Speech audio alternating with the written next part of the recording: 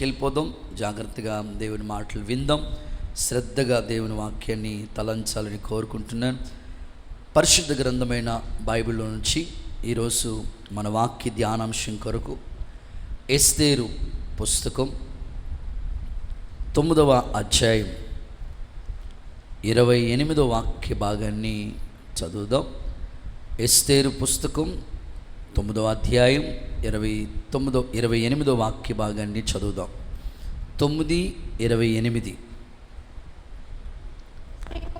ఈ దినములను యూదులు ఆచరింపగయు తమ సంతతి వారి వాటిని జ్ఞాపకం ఉంచుకొనకయు మానకుండునట్లు నిర్ణయించుకుని ఆ సంగతి మర్చిపోకుండునట్లు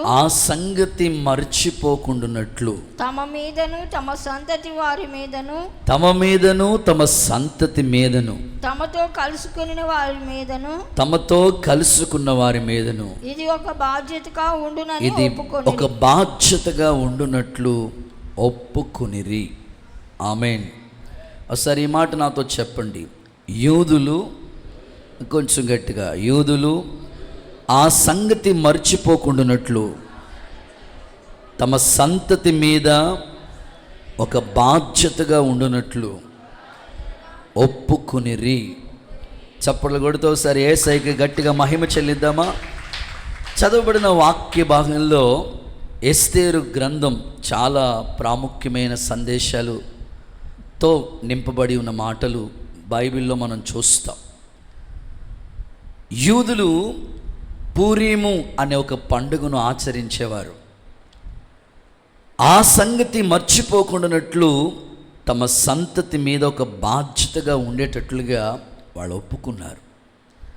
ఈరోజు నేను మీతో చెప్పాలనుకునే సందేశం ఏమిటంటే, మర్చిపోకూడదు అనండి. అది ఈరోజు మన సందేశం. అది మర్చిపోకూడదు. ఆ సంగతి మర్చిపోకుండా ఉండునట్లు తమకి ఒక బాధ్యత ఉండునట్లు ఒప్పుకున్నారంట వాళ్ళు. ఎస్తేరు గ్రంథం చదువుతున్నప్పుడు, ఏదైనా ఒక బుక్ స్టడీ చేస్తున్నప్పుడు ఎస్తేరు గ్రంథాన్ని మనం ధ్యానిస్తూ ఉంటే ఇంపార్టెంట్ అంటే ప్రాముఖ్యమైన వ్యక్తుల్ని మనం గుర్తు చేసుకోవాలి. చూడండి, మీకు చెప్తా. ఎస్తేరు గ్రంథం అలా మనం స్టార్ట్ చేస్తుంటేనే రాజుగారు కనపడతారు. చెప్తారు, ఆయన పేరు అహష్వేరోషు రాజు. ఇంచుమించు 127 సంస్థానాల మీద అధిపతిగా ఉన్నాడు. తర్వాత రాణి కనిపిస్తుంది. ఎవరామె? వస్తి. రాజుగారి భార్య రాజుగారి మాట వినలేనందుకు రాణి స్థానాన్ని పోగొట్టుకుంది.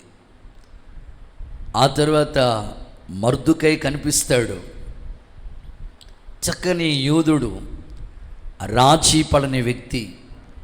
నేను యూదుడిని గనుక ఆ పని చేయనని ఒక డెడికేషన్తో భక్తి చేశాడు. ఆ తర్వాత కుమార్తె ఎస్తేరు, ఆమెను గురించి మరొక పేరు హదస్స కనిపిస్తారు. ఎస్తేరు అనే మాటకు అర్థం నక్షత్రం, స్టార్ అని. నిజంగా ఎస్తేరు లైఫ్ ఒక స్టార్ లాగే వెలిగింది, ఆశీర్వాదకరంగా. నిజంగా తండ్రి లేని కుమార్తె, తల్లిదండ్రులు లేని కుమార్తె, ఒక అనాథ రాజ్యానికి రాణి అయిందంటే ఇట్స్ వండర్ఫుల్. నేను అదే చెప్తా ఉంటాను, పేరెంట్స్ లేరండి, ఏం చేయాలో నాకు అర్థం కావట్లేదండి. చాలామంది కలవరపడిపోతుంటారు. ఎస్తేరు జీవితాన్ని ఎగ్జాంపుల్గా చూడండి. తల్లిదండ్రులు లేని ఒక అనాథ రాజ్యాన్ని ఏలే రాణి స్థానంలో కూర్చుంది కదా. మరి అలాంటిది దేవుడు నీకెందుకు ఆయన కృపనివ్వడు? జాన్ వెస్లీ అని పిలువబడుతున్న నేను కూడా, పేరెంట్స్ నాకు లేరు, వాళ్ళకి ఆ సమయం దేవుడు అంత ఆయుష్ ఇచ్చాడు, మనకంటే ముందుగా వెళ్ళిపోయారు. తల్లిదండ్రులు లేరు అన్నంత మాత్రాన దేవుడు చేయి విడిచిపెట్టేస్తాడా అంటే కానే కాదు. ఒక అనాథని రాజ్యానికి రాణి స్థానంలో కూర్చోబెడితే నిన్నెందుకు మర్చిపోతాడు ఆయన? తప్పకుండా జ్ఞాపకం చేసుకుంటాడు. ఎస్తేరు జీవితం కూడా ఒక మంచి పాఠమే మనకి. ఆ తర్వాత కొంచెం ముందుకు వెళతా ఉంటుంటే యూదులకి శత్రువుగా విరోధిగా బయలుదేరిన హామాను ఒక జీవం తీసుకొచ్చాడు. హామాను చరిత్ర కూడా మనం చదువుతాం. దుర్మార్గంగా ప్రవర్తించిన ప్రవర్తన కనబడుతుంది. ఆ తర్వాత హామాను భార్యని గురించి కూడా మనం చూస్తాం. ఇది ఎస్తేరు గ్రంథంలో ఈ ఇంపార్టెంట్ వీళ్ళ చరిత్రలు మనకి ఇంచుమించు 6 క్యారెక్టర్స్ మనకు కనబడతాయి. చెప్దాము ఒకసారి. అహర్షరోస్ రాజు, వస్తీ రాణి, మర్దుకై, ఎస్తేరు, హామాను భార్య పేరు జెరూషు. 6 ఇంపార్టెంట్స్ ఆ వ్యక్తుల చరిత్ర. ఎప్పుడైనా ప్రభు చిత్తమైతే ఒక్కొక్కరి గురించి బైబిల్ స్టడీగా మీకు చెప్తా. బుక్ చదివేటప్పుడు కొంచెం మీరు మనసు పెడితే ఈజీగా మీరు అర్థం చేసుకోవడానికి బాగుంటుంది. సో ఇప్పుడు యూదులు అంటే క్రైస్తవులు, దేవుని బిడలు, వ్యతిరేకంగా హామాను ఒక జీవో తీసుకొచ్చాడు. యూదులు అనేవాళ్ళే లేకుండా చేద్దామని ప్రయత్నం చేస్తూ ఉంటే ఎస్తేరు మంచి రాణి స్థానంలో కూడా ఉండే ఆమె పనికత్తులతో కూడా కలిసి 3 రోజులు ఫాస్టింగ్ ప్రేయర్ చేసింది.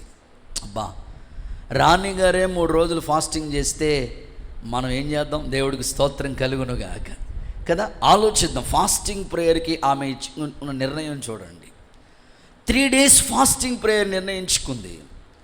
వ్యతిరేకంగా రూపించబడిన ఏ ఆయుధము వర్ధిల్లదు అన్నట్లుగా దేవుడు ప్రతికూలమైన పరిస్థితిని అనుకూలంగా మార్చేశాడు. చప్పట్ల కొడుతో సరి యేసయ్యకి మహిమ. నీ జీవితంలో ఎప్పుడైనా వ్యతిరేకత, ప్రతికూలత నీకు ఏర్పడితే నువ్వు వెంటనే చేయవలసింది ఏంటంటే ఫాస్టింగ్ ప్రేయర్.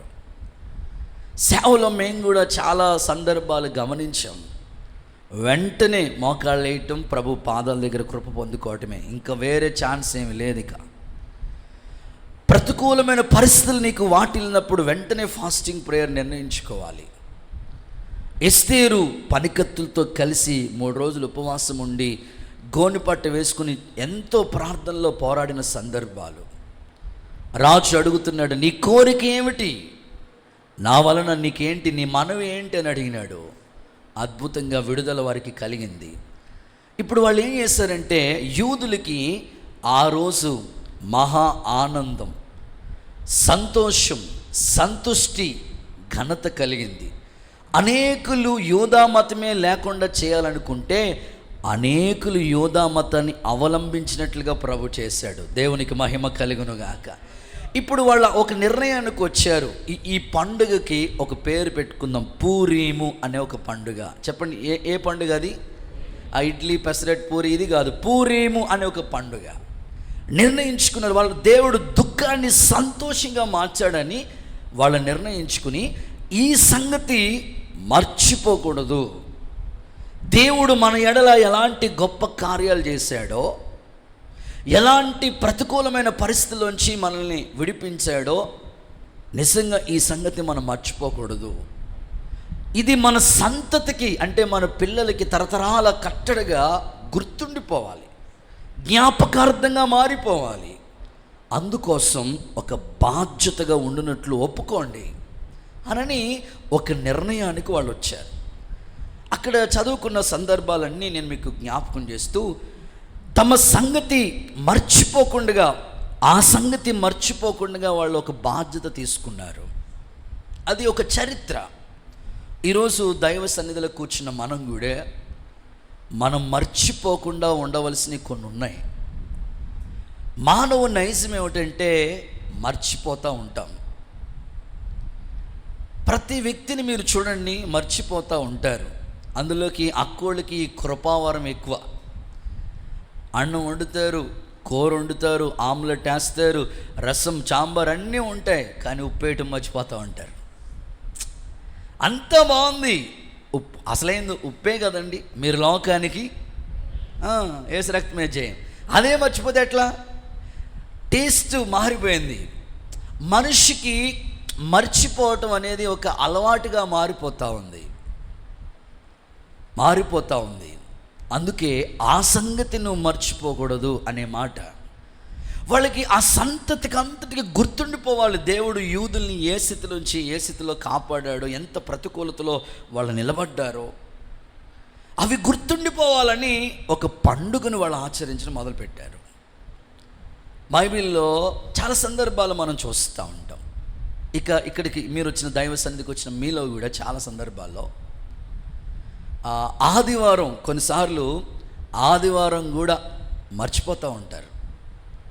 నేను ఒక ఇంటికి వెళ్ళాను, ఇంచుమించు ఉంటాయి తల్లికి ఒక 45 అలా ఉంటాయి. ఏమ్మా మొన్న ఆదివారం ఆరాధనకి రాలేదండి తల్లి, బంగారు తల్లి అంటే, ఆదివారం అని మర్చిపోయిన పాస్టర్ గారండి. అంటే మర్చిపోవడం అనేది ఒక నైజం, కామన్ అయిపోతుంది మనుషుల జీవితాల్లో. ఏదో ఓవర్ టెన్షన్లో, ఏదో కుటుంబ కలవరాల్లో, టెన్షన్స్నో, ఫ్యామిలీ ప్రాబ్లమ్స్, ఆర్థిక ఇబ్బందులు, వీటిని బట్టి మర్చిపోవటం మనిషికి మానవ నైజంగా మారిపోతుంది. అందుకే దేవుడు గుర్తు చేస్తున్నాడు, నువ్వు మర్చిపోకూడదు. యోసేపును మీరు చూడండి, కల భావం చెప్పాడు కదా, పానుదాయకుల అధిపతి, భక్ష్యకారుల అధిపతి కలగంటే ఆ కళకి భావం చెప్పాడు యోసేపు భావం చెప్పిన తర్వాత ఏమన్నాడంటే, మీ స్థితి మారినప్పుడు నన్ను మర్చిపోకుండా జ్ఞాపకం చేసుకోండి. కొన్నిసార్లు చాలామంది మర్చిపోతూ ఉంటారు. ఆత్మీయులైన మీరు ఖచ్చితంగా మర్చిపోకూడదు.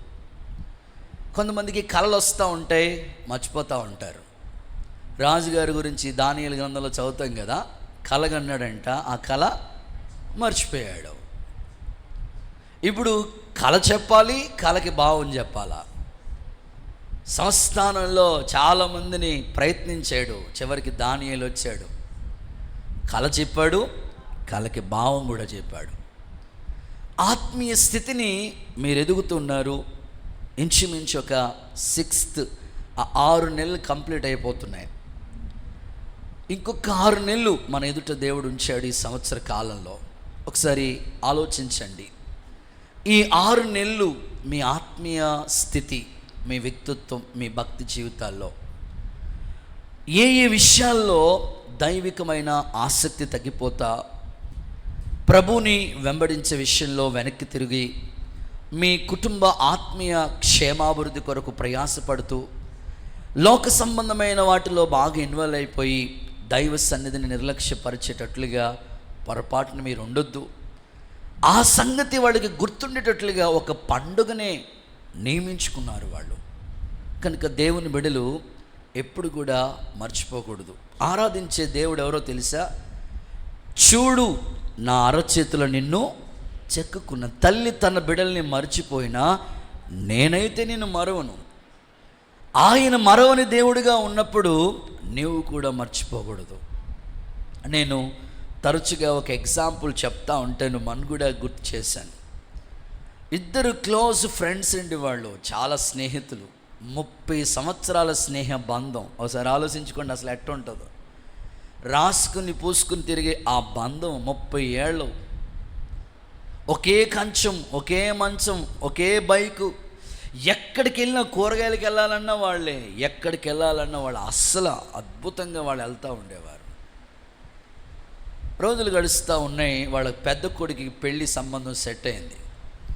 సెట్ అయితే వెంటనే కార్డులు ప్రింట్ చేయాలా, ఇంచుమించు ఒక 1000 మందికి ఎస్టిమేషన్, 1000 కార్డులు పంచాలా.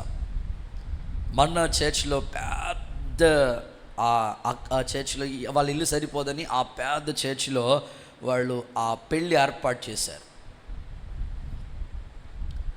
ఆశ్చర్యం, తనతో ఉన్నాడు స్నేహితుడు, కార్డులు ప్రింట్ చేయడం కానించి, డిజైనింగ్ కానించి, పెళ్ళి పనులు, పెళ్ళికి సంబంధించిన ఏర్పాట్లు, బట్టలు కావచ్చు, ఇక అవగేషన్ ఎన్నో ఉంటాయి, రకరకాల అన్ని ఏర్పాట్లు అన్నీ చేయటానికి దగ్గరుండి 25 రోజుల నుంచి దగ్గరుండి పెళ్ళికి సంబంధించిన అన్ని ప్రయత్నాలు తానే చేసుకుంటూ వచ్చాడు.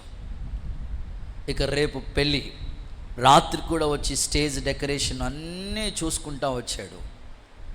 తెల్లారే పెళ్ళి స్టార్ట్ అయింది. 10 గంటలకి, క్రైస్తవ పెళ్ళి అంటే ఉదయం 10 గంటలకి స్టార్ట్ అవుతూ ఉంటుంది. స్టార్ట్ అయింది కానీ ఫ్రెండ్ కనిపించట్లా. తర్వాత 11కి వస్తాడేమో చూశాడు, లేదు. 12, 1 గంట, 2, 3 అందరూ అక్షింతలేసి దీవించి వెళ్ళిపోతున్నారు కానీ స్నేహితుడు మాత్రం లేడు. చివరికి తనకి బాధ కలిగి ఏంటి స్నేహితుడు అన్ని ముందుండి చక్కబెట్టిన మనిషి మిస్ అయిపోయాడు ఏంటి అనుకుని వాళ్ళకి ఒక 3 కిలోమీటర్ల దూరమే బైక్ వేసుకుని పోయాడు. వెళ్ళి చూస్తే అక్కడ ఆ స్నేహితుడు సోఫా సెట్లో కాలు మీద కాలు వేసుకుని కూర్చుని ఉన్నాడు. ఏనా ఫ్రెండ్లీగా అడుగుతున్నాడు, రాలేదేంటి పెళ్ళికి? ఇదిగో అందరికీ కార్డు ఇచ్చావు కానీ నాకు ఇచ్చావేటి అన్నాడంట. కార్డు ఇవ్వలేనందుకు ఏం చేశాడు చెప్పండి, పెళ్ళికి వెళ్ళలేదు. నిజంగా ఆయన అంటాడు, నేను అడవుల్లో మర్చిపోయాను రా బాబా, స్నేహితుడు కదా నువ్వు నాతోనే ఉన్నావు అనుకున్నాను కానీ ఇంత మనసులో ఉంటుంది అనుకోలేదురా బాబా. కొన్నిసార్లు మర్చిపోవడం వల్ల స్నేహ బంధం కట్ అయిపోయింది. కొన్నిసార్లు మన జీవితాల్లో కూడా మర్చిపోతూ ఉంటాం. చాలామంది అంటుంటారు నాకు మతి ఎక్కువండి బాబా. సో నేను ఈరోజు జ్ఞాపకం చేస్తున్నాను, ఒక క్రైస్తవుడిగా నువ్వు మర్చిపోకూడనివి ఒక 5 ప్రాముఖ్యమైన విషయాలు మీ ముందు పెట్టాలని ఆశపడుతున్నాను. ఏమి మర్చిపోకూడదు, ఆ సంగతి మీరు మర్చిపోవద్దు అన్నాడు కదా. ఏ సంగతి మనం మర్చిపోకూడదో, ఏమి మర్చిపోకూడదో ఈరోజు ఒక 5 మాటలు మీ ముందు పెడతాను. చదువుదామా? మొదటి మాట, యెషయా ప్రవచన గ్రంథం 17వ అధ్యాయం 10వ వాక్యం చదువుదాం. The book of Isaiah 17:10. ఏలయనగా నీవు నీ రక్షణకర్తయగు దేవుణ్ణి మర్చిపోతివి. చాలు. మొదటి మాట, దేవుణ్ణి మర్చిపోకూడదు అనండి ఒకసారి మీ నోటితో. మీ పక్కోళ్ళకి షేక్ అండి చెప్పండి, దేవుణ్ణి మర్చిపోవద్దని. చెప్పారా పక్కోళ్ళకి? ఓకే. దేవుణ్ణి మర్చిపోకూడదు. కొన్నిసార్లు దైవ సన్నిధిని, దేవుణ్ణి మనం మర్చిపోతూ ఉంటాం. ఏలయనగా నీ రక్షణకర్త అయిన దేవుణ్ణి నువ్వు మర్చిపోతివి. బైబిల్ చెప్తుంది దేవుణ్ణి మనం ఎట్టి పరిస్థితుల్లో మర్చిపోకూడదండి. కలనైన మరువను. మీరు ఇప్పుడే మర్చిపోయారు ఆ పాట. నీవు నడిపిన మార్గం క్షణమైన విడువను నీతో సహవా. కలలో కూడా మర్చిపోడంట భక్తుడు. కలల సంగతి దేవుడు ఎరిగినండి బాబు. ఇప్పుడే మర్చిపోతున్నాం మనం. బైబిల్ అంటుంది మర్చిపోవద్దు, దేవుణ్ణి మర్చిపోకూడదు. ఒక క్రైస్తవ కుటుంబంగా అంటుకడపడుతున్న నీ జీవితం దేవుణ్ణి ఎప్పుడు కూడా నువ్వు మర్చిపోకూడదు. కొంతమంది ఇలా అనుకుంటూ ఉంటారు, ఏం చేశాడండి దేవుడు? నేనంటాను, నీ శ్రమలో తోడుండేది దేవుడే కదా. మనుషులు అంతము వరకు నీతో ఉండరు. శ్రమలో నీకు కష్టం వచ్చినా, నీకు ఇరుకైనా, ఇబ్బంది అయినా, సమస్య అయినా, శోధన అయినా, కలవరమైన ఏ పరిస్థితి అయినా సరే నీతో ఉండేది ప్రభువే గనుక తప్పకుండా నువ్వు ప్రభుని జ్ఞాపకం చేసుకుంటూ ఉండాల. దేవుణ్ణి ఎప్పుడు కూడా నువ్వు మర్చిపోకూడదు. ఆయన నీకు జ్ఞాపకాల్లో, అందుకే బైబిల్లో ఉంటాయి కదా, నిన్న నేడు నిరంతరం ఒకే రీతిగా ఉన్నాడు ప్రభు. మన జ్ఞాపకాల్లో చెరిగిపోని దేవుడిగా అలా స్థిరస్థాయిగా నిలిచిపోవాలి. ఇశ్రాయేలు గురించి చదువుతూ ఉన్నప్పుడు వాళ్ళ జీవితంలో దేవుడు ఎన్నెన్నో కార్యాలు చేశాడండి. ఒకటి కాదు, అన్ని కార్యాలు చేసిన దేవుణ్ణి అంట వాళ్ళు వెంటనే మర్చిపోయారంట. ఆ మాట చదివినప్పుడు చాలా బాధ కలిగింది. ఏంటి, దేవుడు ఇన్ని కార్యాలు చేస్తుంటే వాళ్ళు ఎలా మర్చిపోయారు? చూడండి, 106వ కీర్తన 13వ చరణంలో ఈ మాట రాసుంది. 106వ కీర్తన 13వ చరణం చూస్తే, అయినను వారు ఆయన కార్యములను వెంటనే ఆయన కార్యములను ఎప్పుడట వెంటనే మర్చిపోయారు. 22వ వచనం, ఎర్ర సముద్రం దగ్గర దేవుడు చేసిన కార్యములను దేవుణ్ణి మర్చిపోయారు. దేవుణ్ణి మర్చిపోయారంట, వారి క్రియలను మర్చిపోయారట, వెంటనే మర్చిపోయారంట. ఆ వచనంలో 13వ వచనం, వెంటనే మర్చిపోయారు. అసలు ఆశ్చర్యం అనిపిస్తూ ఉంటుంది. సముద్రాన్ని దేవుడు రహదారిగా మార్చాడు కదా, అది గుర్తుండాలి కదా. నీళ్లు లేకపోతే బండలోంచి నీళ్లు రప్పించాడు కదా, అది గుర్తుండాలి కదా వాళ్ళకి. ఆహారం లేకపోతే దేవుడు ఆకాశం నుండి మన్నాను, దేవదూతలు తినే ఆహారాన్ని కురిపించాడు కదా, అది గుర్తుండాలి కదా. చేదైన నీళ్లు ఒక చెట్టు కొమ్మ తీసుకెళ్ళి ఆ నీటిలో వేసినప్పుడు మారా నీళ్లు మధురంగా మారిపోయింది, అదైనా గుర్తుండాలి కదా వాళ్ళకి. ఇన్ని కార్యాలు వాళ్ళు పొందుకుని వెంటనే మర్చిపోయారంట. ఈరోజు మీ ఆత్మీయ జీవితంలో ఒకసారి పరిశీలించుకోండి. మీ వ్యక్తిత్వాన్ని, మీ భక్తిని ఒకసారి పరిశీలనగా తీసుకోండి. దేవుణ్ణి మర్చిపోయే దుష్ట హృదయం మనలోకి రాకుండా జాగ్రత్త పడమని బైబిల్ చెప్తా ఉంది. స్థితిని, అంటే దేవుడు మనకు ఒక స్థితి ఇచ్చిన తర్వాత వెంటనే ఆ స్థితిని చూసి దేవుణ్ణి మర్చిపోయే స్థాయికి మనిషి వెళ్ళిపోతున్నాడు. ఈరోజు మీ ఆత్మీయ జీవితంలో ఎప్పటికీ ఎన్నటికీ దేవుణ్ణి మర్చిపోకుండా, బైబిల్ ఏమంటుందో తెలుసా? కన్యక తన ఆభరణాన్ని మర్చిపోతుందా? లేదు, గుర్తుంటుంది ఆమెకి. స్త్రీ తన వడ్డానం మర్చిపోతుందా? గుర్తుంటుంది. అయితే నా ప్రజలు లెక్కలేనన్ని సార్లు నన్ను మర్చిపోయారు. ఇర్మియా 2:32లో ఈ మాట ఉంది. నా ప్రజలు ఇర్మియా 2:32లో చూస్తే, కన్యక తన ఆభరణాన్ని మరచినా, స్త్రీ తన వడ్డానం మరచినా, నా ప్రజలు లెక్కలేనన్ని సార్లు నన్ను మర్చిపోయారు. నా ప్రజలు 2 నేరాలు చేశారు. ఏంటయ్యా అంటే, జీవజల ఊటైన నన్ను విసర్జించి ఉన్నారు. వారి పేరు ఇసుక మీద రాయబడినట్లు ఉన్నది. దేవుడు ఇర్మియాతో మాట్లాడుతూ చెప్తున్నాడు, లెక్కలేనన్ని సార్లు వారు నన్ను మర్చిపోయారు. ఈరోజు మీ ఆత్మీయ జీవితంలో దేవుణ్ణి మర్చిపోయే ఆ స్థాయికి మనం వెళ్ళకూడదు. ఏ స్థితి దేవుడు నీకు ఇచ్చినా, నీ పరిస్థితి ఎక్కడి నుంచి ఎక్కడికి దేవుడు తీసుకెళ్ళినా, దేవుణ్ణి మాత్రం మర్చిపోకూడదు. ఆ స్థాయిని మనం జ్ఞాపకం చేసుకుంటూ ఉండాలి. ఇశ్రాయేల్ ప్రజలకి దేవుడు, వారు కట్టలేని ఇల్లు ఇచ్చాడు దేవుడు వాళ్ళకి. వారు నాటని తోటలో ఫలాన్ని అనుభవించినట్లు చేశాడు దేవుడు. కానీ ఇన్ని చేసినా వాళ్ళు మర్చిపోయారు, వెంటనే మర్చిపోయారంట. ఈరోజు మీ ఆత్మీయ జీవితాన్ని ఒకసారి పరిశీలించని చేసుకోండి. చాలామందికి దేవుడు ప్రారంభ స్థితి, నేను అందుకే మస్ట్ అండ్ షుడ్, తప్పకుండా నా స్థితి నేను ఎప్పుడు జ్ఞాపకం చేసుకుంటూ ఉంటాను. ఏ మెసేజ్లో అయినా సరే ఆ ప్రారంభ స్థితి నాకు గుర్తుంటుంది. ఇప్పటికి స్టిల్ ఈ రోజుకి కూడా సేవకు వచ్చి ఇన్ని సంవత్సరాలు గడిచిపోయినా, మేము సేవకు వచ్చిన ప్రారంభంలో ఒక టీ పెట్టుకోవడానికి ఒక డెగ్సా అంటాం, దాన్ని ఏమంటారు? టీ డెగ్సానమ్మా సిస్టర్, ఏమంటారు? టీ గిన్నె, అంతే, మీకు బాగా అర్థమవుతుంది అంతే. అది ఇప్పటికీ ఉంది, బాగా వంపులు తిరిగిపోయి ఉంటుంది. అది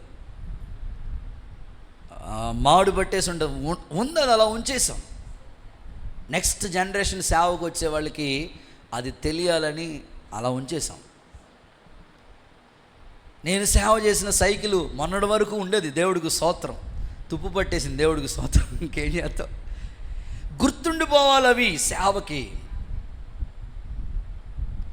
మర్చిపోకూడదు దేవుడు మనల్ని ఏ స్థితి నుంచి ఏ స్థితికి తీసుకొచ్చాడు. కొన్నిసార్లు మన స్థితిని బట్టి దేవుణ్ణి మనం మర్చిపోతూ ఉంటాం. అలా ఉండకూడదు. ఆత్మీయులైన మీరు ఎప్పటికీ దేవుడు చేసిన కార్యాలని గుర్తుపెట్టుకుంటా, ఆయన కొరకు ఒక సాక్షిగానే బ్రతకాలి. కానీ దేవుణ్ణి మర్చిపోయే ఆ స్థాయి మనం ఎప్పుడు ఉండకూడదు. అందుకే ప్రభు చెప్పాడు, మొదట నా రాజ్యాన్ని మీరు వెతకండి. చాలా ఆత్మీయులైన కొందరు స్థితి మారిన తర్వాత దేవుణ్ణి మర్చిపోతూ ఉన్నారు. ఫర్ ఎగ్జాంపుల్, సైకిల్ మీద వచ్చేవాడికి దేవుడు కనికరించి ఒక బైక్ ఇచ్చాడు అనుకోండి. ఆ బైక్ ఇచ్చిన తర్వాత సైకిల్ మీద వచ్చేటప్పుడు, ఆరాధనకు వచ్చేటప్పుడు, ఉదయం 6 గంటలకి ప్రార్థన అనుకోండి, సైకిల్ మీద వచ్చినప్పుడు కరెక్ట్గా 6:05 అట్లా వచ్చేసేవారేమో.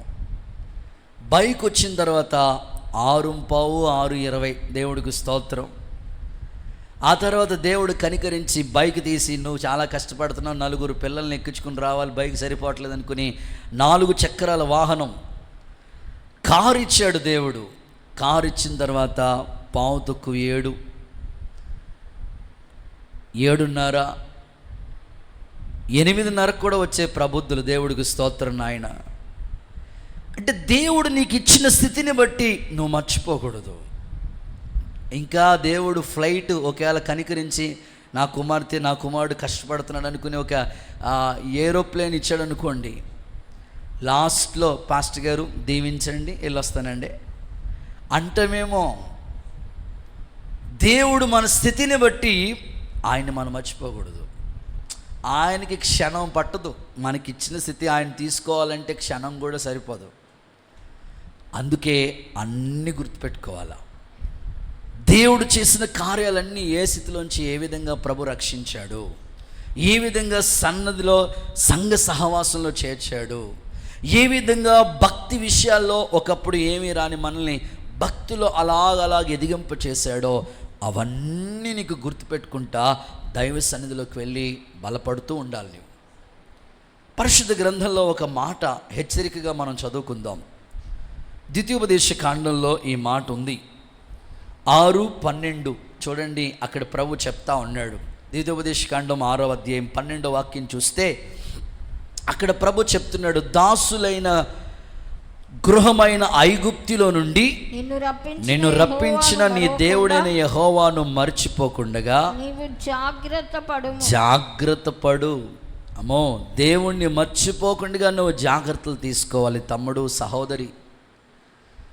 దాస్య గృహమైన ఐగుప్తిలోంచి నేను తీసుకొచ్చాడు కనుక తప్పకుండా ఆ స్థితిని నువ్వు గుర్తుపెట్టుకుంటా దేవునికి కృతజ్ఞులై సాక్షులై బ్రతకటానికి ఒక తీర్మానం మనం చేసుకోవాలి. ఒక సహోదరుడి గురించి నేను విన్న సాక్ష్యాన్ని మీ ముందు పెట్టాలని ఆశపడతా ఉన్నాను. చేతులెత్తి ఒకసారి హల్లెలూయా చెప్తారా? ఆ సహోదరుడు, దేవుడు అతని స్థితిని మార్చి ఏ స్థితిలో దేవుడు ఉంచాడంటే సింహాసనం మీద కూర్చునే స్థితిని దేవుడు అతనికి ఇచ్చాడు. రాజ్య సింహాసనం మీద కూర్చునే ఆ స్థితిని అతనికి ఇచ్చాడు. అయితే దేవుడు ఆ స్థితిని ఇచ్చిన ఆ వ్యక్తి జీవితంలో ప్రతిరోజు కూడా తన యొక్క రాజ్యానికి సంబంధించినవి అన్ని బాధ్యతలు నెరవేర్తిస్తూ ఉంటాడట. సరిగ్గా ఆయన ప్రజలకి న్యాయ తీర్పు తీర్చవలసిన సమయం, ప్రజల్ని పలకరించవలసిన సమయం, సమాజంలోకి వెళ్ళవలసిన సమయం, అన్ని పనులు అయిపోయిన తర్వాత రాజ్య సింహాసనాన్ని విడిచిపెట్టి గదిలోనికి వెళతాడట. గదిలోనికి వెళ్ళిన తర్వాత ఒక 1 అవర్ వరకు గదిలోంచి మరలా ఆ కోటలోనికి రాడంట రాజు. గదిలోనే ఉండిపోతూ ఉంటాడట. చాలామంది సైనికులు అడుగుతూ వచ్చేవారంట, రాజు ఏంటి సింహాసనం మీద కూర్చునే మనిషి ప్రతిరోజు కంటిన్యూ లైఫ్ తన జీవితంలో ప్రతిరోజు ఏ రోజు మర్చిపోయాడు, ప్రతిరోజు వస్తాడు, సింహాసనం మీద కూర్చోవలసిన సమయంలో సింహాసనం మీద కూర్చుంటాడు, కోట అంతా తిరగవలసిన సమయంలో ప్రజలందరినీ సందర్శించవలసిన సమయాల్లో అన్నీ చేస్తూ ఉంటాడు. 1 గంట సమయం తను కేటాయించుకుని గదిలోనికి వెళ్ళి ఒక 1 అవర్ వరకు కూడా తిరిగి గదిలోంచి రాడట. చాలా సందర్భాల్లో సైనికులు అతని దగ్గర ఉన్న పనివాళ్ళు కూడా రాజుని అడుగుతూ వచ్చారు, కానీ రాజు ఏ రోజు కూడా ఏమీ చెప్పలేదు వాళ్ళతో. ఓ రోజు ఎందుకో వీళ్ళ యొక్క టీం అంతా కలిసి రాజు వెళుతున్నాడు, కోటలోనికి ఆ గదిలోనికి వెళుతున్నాడు, రావట్లేదు ఏంటి ఒకసారి చూసొద్దామనని కిటికీలోంచి చూస్తూ ఉన్నారంట రాజుని. కిటికీలోంచి చూస్తూ ఉంటుంటే రాజు ఎలా ఉన్నాడంటే మోకాళ్ళ మీద ఉండి తన స్థితి అంతా కూడా జ్ఞాపకం చేసుకుంటా ఒక గోనె బట్ట ధరించుకుని మోకాళ్ళ మీద ఉండి తన స్థితి అంతా గుర్తు చేసుకుంటూ ఏడుస్తూ కళ్ళంపట నీళ్లు పెట్టుకుని అవన్నీ గుర్తు చేసుకుంటా ఏడుస్తున్న తర్వాత తిరిగి ఆ గదిలోంచి బయటకు వస్తూ ఉండేవాడంట. అడిగారంట, రాజా మిమ్మల్ని చూసాము కిటికీలోంచి, ఎందుకు మీరు అలా ఏడుస్తున్నారు ఎందుకు మీరు అలాంటి రాజు వస్త్రాలు తీసేసి గోనె బట్టలు ధరించుకున్నారు, ఏంటి అసలు మీ పరిస్థితి అని అంటే రాజు చెప్పాడంట, అరే బాబు, నేను నిజంగానే గొర్రెలు కాసుకునే స్థితిలోంచి నన్ను దేవుడు సింహాసనం మీద కూర్చోబెట్టాడు. ఆ స్థితి ఇంతగా ఆయనను హెచ్చించడానికి నేను ఏ పాటి వాడిని, ఆ స్థితి నేను మర్చిపోకుండా ఉండడం కొరకే ఆ గోనె బట్టలు, నా ప్రారంభంలో ఉన్న ఆ వస్త్రాలు ఇప్పటికీ దాచిపెట్టింది. అందుకే కంటిన్యూగా నా లైఫ్లో నేను దేవుడు చేసిన వాటిని మర్చిపోకుండా, ఆయన కార్యాలు వివరించడానికి, గుర్తుపెట్టుకోవడానికే వాటిని జ్ఞాపకంగా ఉంచుకున్నాను.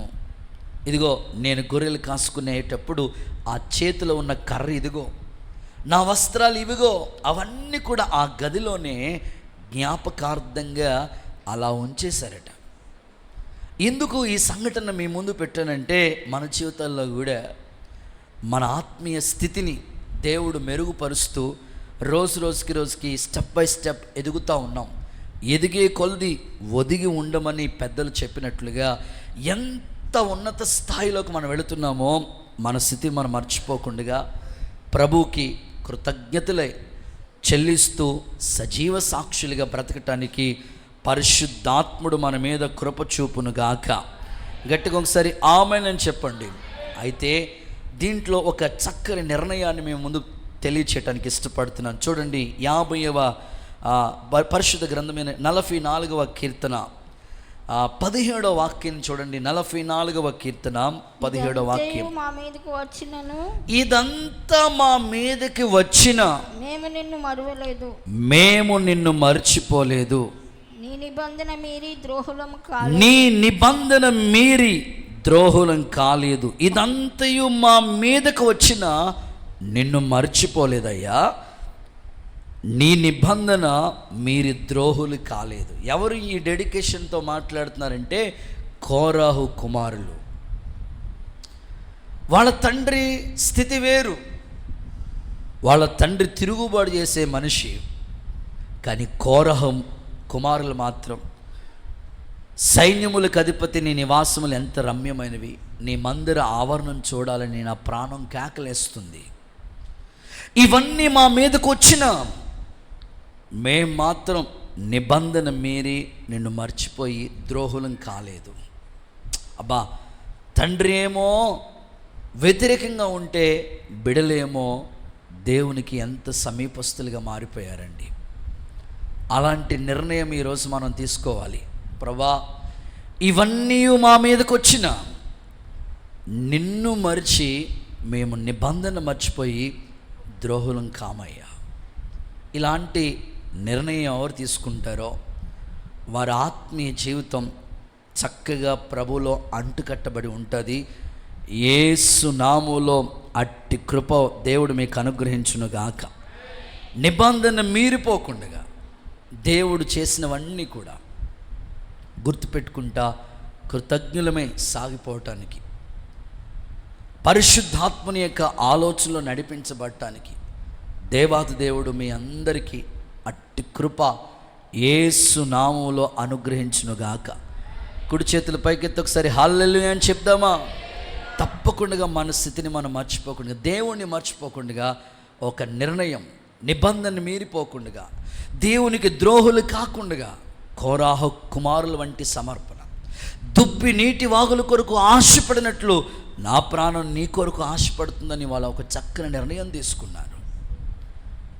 నేను ఆలోచించాను, అసలు మనిషి ఎందుకు దేవుణ్ణి మర్చిపోతాడు? ఇందులో ఏబిసి అని 3 మాటలు చెప్తాను. అసలు మనిషి దేవుణ్ణి మర్చిపోవడానికి గల కారణాలు ఏంటి? దేవుణ్ణి మనం మర్చిపోకూడదు, కానీ మర్చిపోతున్నాడు మనిషి ఎందుకు అనంటే 3 కారణాలు చెప్తాను ఇందులో ఏబిసి అని. మనిషి దేవుణ్ణి మర్చిపోవడానికి ప్రబలమైన కారణం హోషేయ గ్రంథం 13వ అధ్యాయం 6వ వాక్య భాగాన్ని చూడండి. హోషేయ గ్రంథం 13వ అధ్యాయం 6వ వాక్య భాగం చదవన్నా.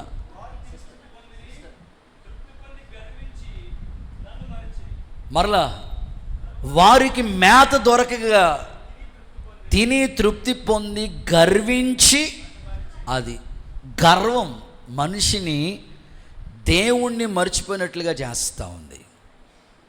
హలో, ఇక్కడ లిసన్ కేర్ఫుల్లీ. గర్వం మనిషిని దేవుణ్ణి మర్చిపోయేట్లుగా చేస్తూ ఉంది. ఈరోజు మీ ఆత్మీయ జీవితంలో గర్వానికి ఎక్కడ చోటు ఇవ్వకండి. స్థితి మనిషి ఎప్పుడు మర్చిపోతాడంటే గర్వం వచ్చినప్పుడు. మనిషి గర్వానికి ఎప్పుడైతే గర్వం గుడ్డితనాన్ని కలుగు చేస్తుంది. గర్వాంధుడై అన్నాడు. అంధత్వం అంటే గుడ్డితనం. చాలామంది గర్వం అని గుర్రం ఎక్కి దేవుణ్ణి మర్చిపోతా ఉన్నారు. వాళ్ళు తిని మేత దొరికిందంట వాళ్ళకి, అంతే. మేత దొరికిన తర్వాత తిన్నారు, తృప్తి పొందారు, దేవుణ్ణి మర్చిపోయారు వాళ్ళు. ఈరోజు నేను మిమ్మల్ని అడుగుతున్నాను, మీ సంగతి ఏంటి? మేత మీకు దొరికింది, దేవుడికి స్తోత్రం చెప్పండి. ఏమీ తక్కువ లేదు, దేవుడి దయ వల్ల 5 వేళ్ళు ఏసు రక్తమే జయం. ఇంకా మేతకైతే ఏమీ తక్కువ లేదు. పొద్దున్న టిఫిన్, మధ్యాహ్నం భోజనం, సాయంకాలం స్నాక్స్, రాత్రికి భోజనం, అవసరమైతే రాత్రి 12 గంటలకు గుర్తొచ్చినప్పుడు కూడా ఆమ్లెట్. మేత ఏమీ తక్కువ లేదు. మేత దొరికిందని ఇప్పుడు గర్వించి దేవుని మర్చిపోకూడదు.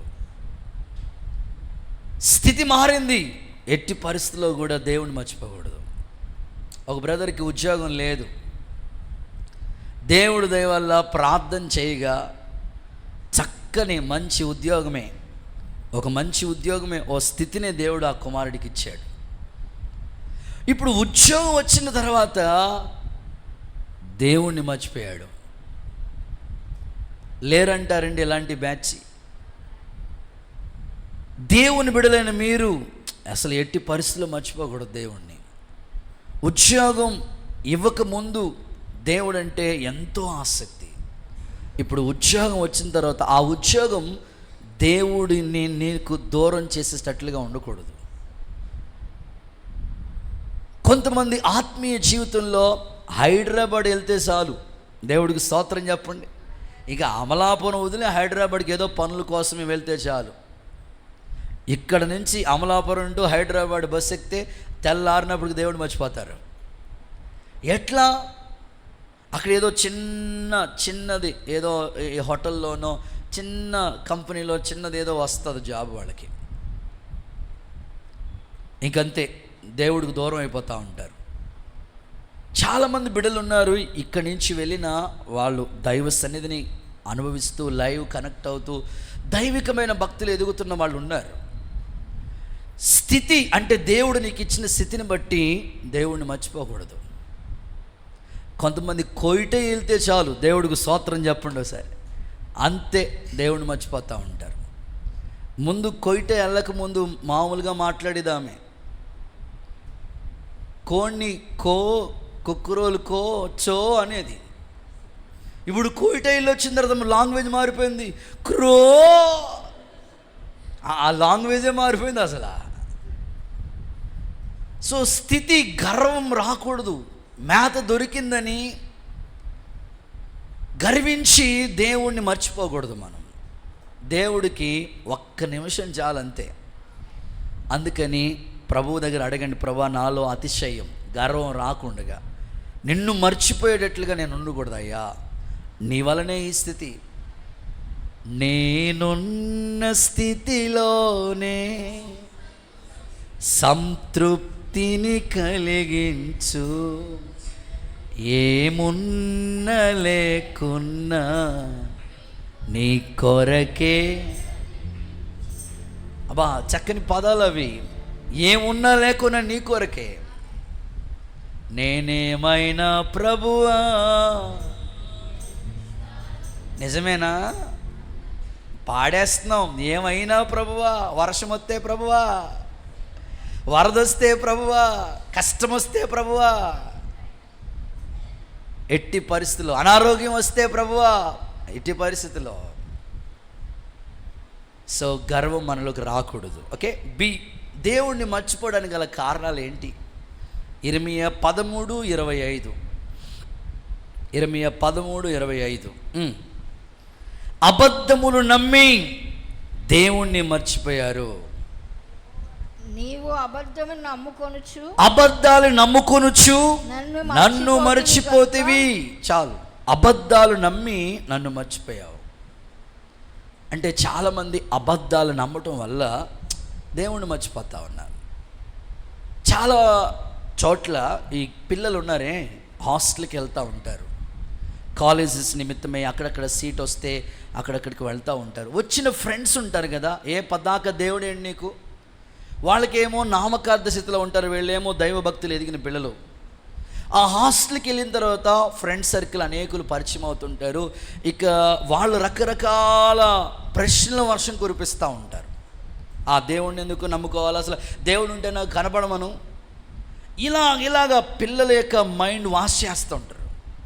ఇక వాళ్ళు ఏం చేస్తారంటే వాళ్ళు చెప్పిందే కరెక్ట్ అనుకుని అబద్ధాన్ని నమ్మేసి దేవుణ్ణి మర్చిపోతూ ఉన్నారు.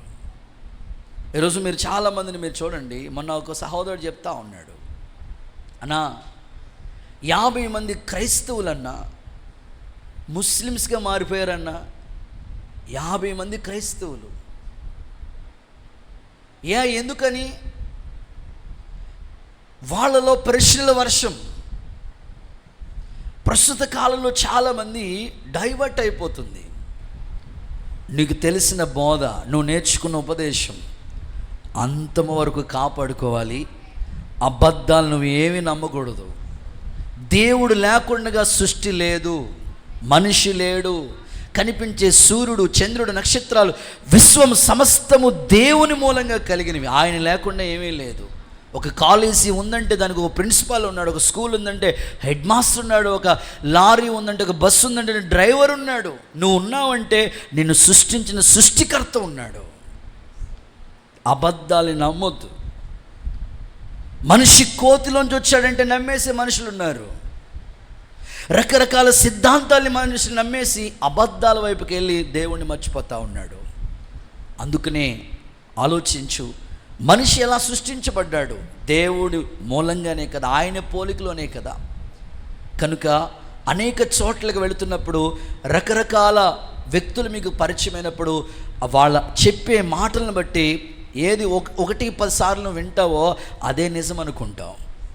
కనుక అబద్ధాలు నమ్మి అనేకులు దేవుని మర్చిపోతున్నారట. హోషేయ గ్రంథం 2:13. ఎందుకు దేవుణ్ణి మర్చిపోతున్నాడు మనిషి అంటే అక్కడ ఒక మాట ఉంది. హోషేయ గ్రంథం 2:13లో చూస్తే, అది నన్ను మర్చి నగలు పెట్టుకుని అమ్మో అంటే స్థితిని బట్టి. ఎందుకు మనిషి దేవుణ్ణి మర్చిపోతాడంటే స్థితిని బట్టి. ఆ స్థితిని ఇచ్చిన దేవుణ్ణి జ్ఞాపకం చేసుకోవట్లేదు, కానీ ఆ స్థితిని బట్టి దేవుణ్ణి మర్చిపోతున్నాడు మనిషి. కనుక ఈ ఉదయకాలం ఒక చక్కని నిర్ణయానికి రండి. నువ్వు మర్చిపోవలసిన విషయాలు ఏంటో తెలుసా? వెనుకున్నవన్నీ మర్చిపోవు.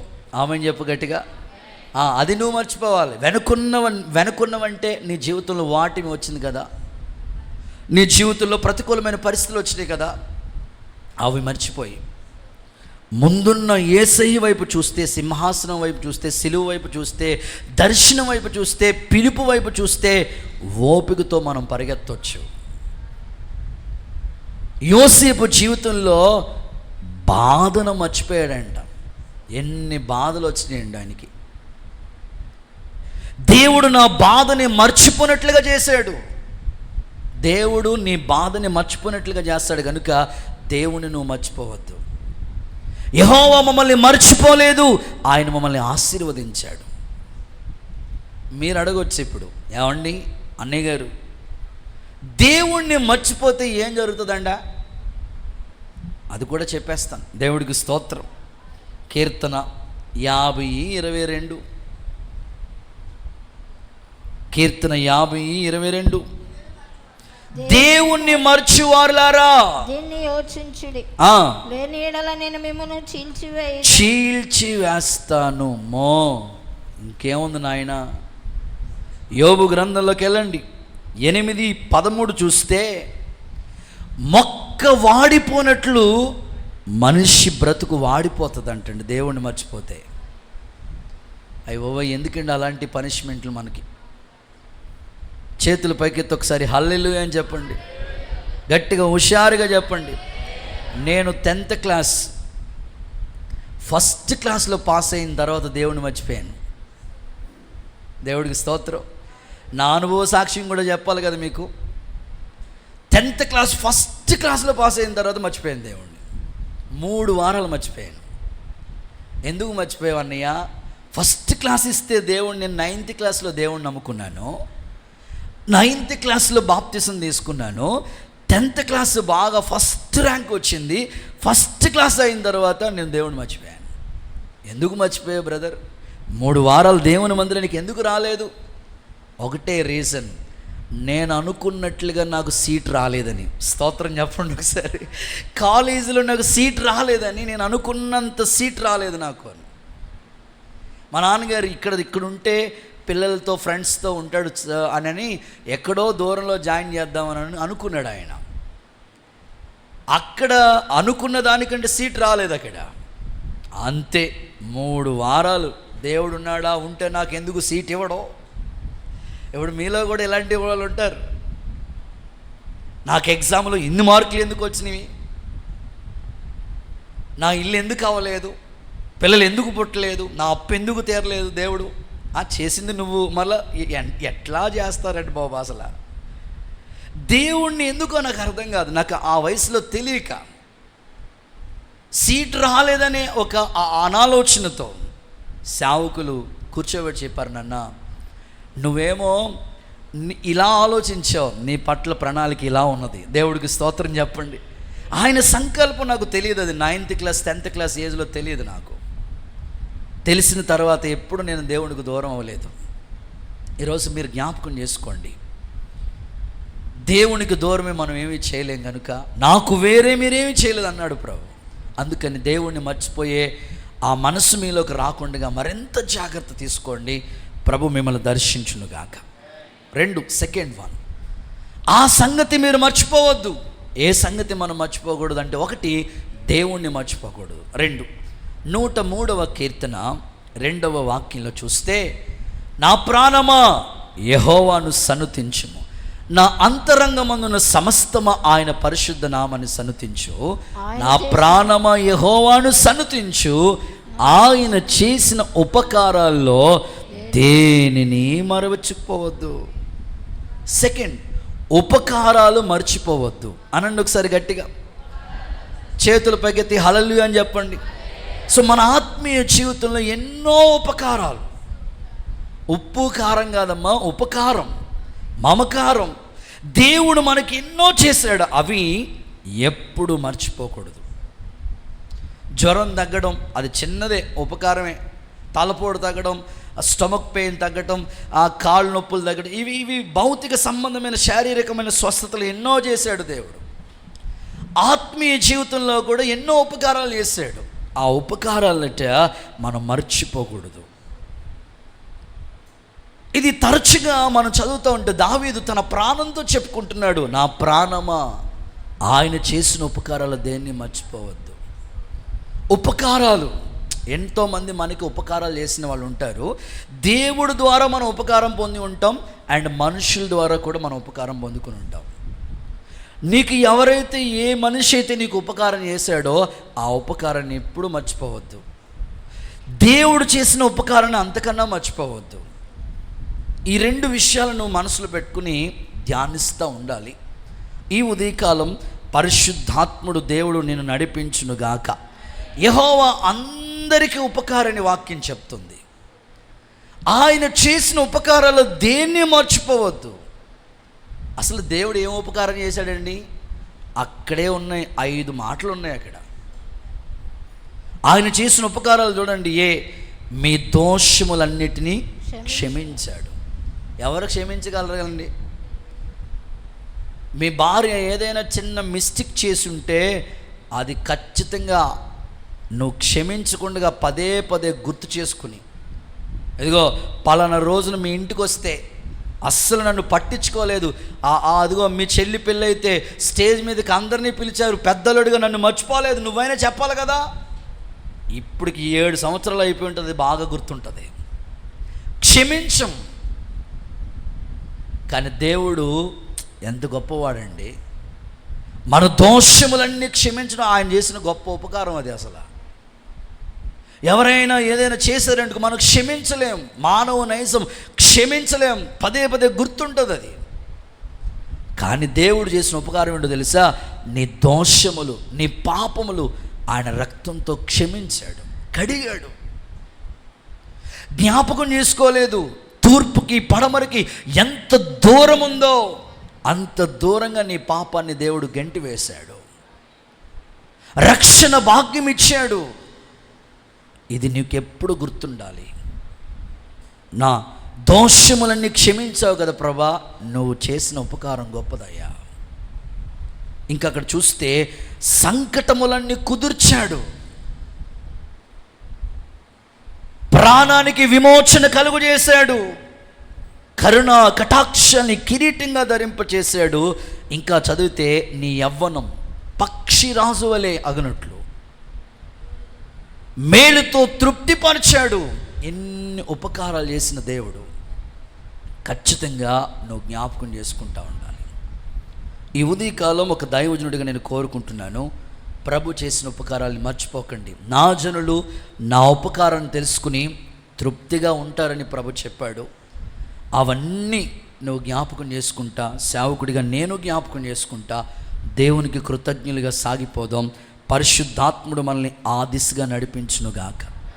గట్టిగా చెప్దాం, ఆమేనని చెప్దామా? దావీదు జీవితంలో ఉపకారం పొందుకోవటమే కాదండి, ఆ ఉపకారం పొందుకున్న దావీదు అనేకులకు ఉపకారం చేసే స్థాయిలో ఉన్నాడు.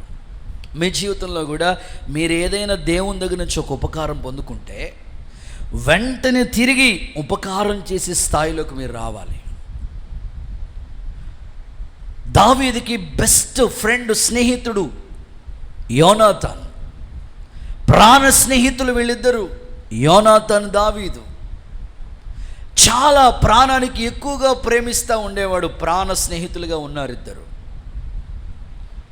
ఒకసారి యుద్ధంలో యోనాతాన్ చనిపోయినప్పుడు యోనాతాన్ కుమారుడు మెఫీబోషెత్, 2 కాళ్ళు లేని కుంటోడు, ఎవరు పట్టించుకోవట్లేదు అతన్ని. కానీ దావీదు గుర్తుపెట్టుకున్నాడు, అయ్యో నా స్నేహితుడు చనిపోయాడు కదా, నా స్నేహితుడికి ఒక కొడుకున్నాడు కదా, వాడికి 2 కాళ్ళు లేవు కదా, వాడికి ఏదైనా హెల్ప్ చేద్దాం, ఏదైనా చిన్న ఉపకారం చేద్దాం. సర్వెంట్ని పంపించాడు, ఎవరైనా ఉన్నారేమో కనుక్కుంటే ఉన్నాడండి ఒకడు. తీసుకొచ్చారు. తీసుకొస్తే దావీదు ఆ యోనాతాన్ యొక్క కుమారుడైన మెఫీబోషెత్కి చేసిన ఉపకారం ఏంటో తెలుసండి?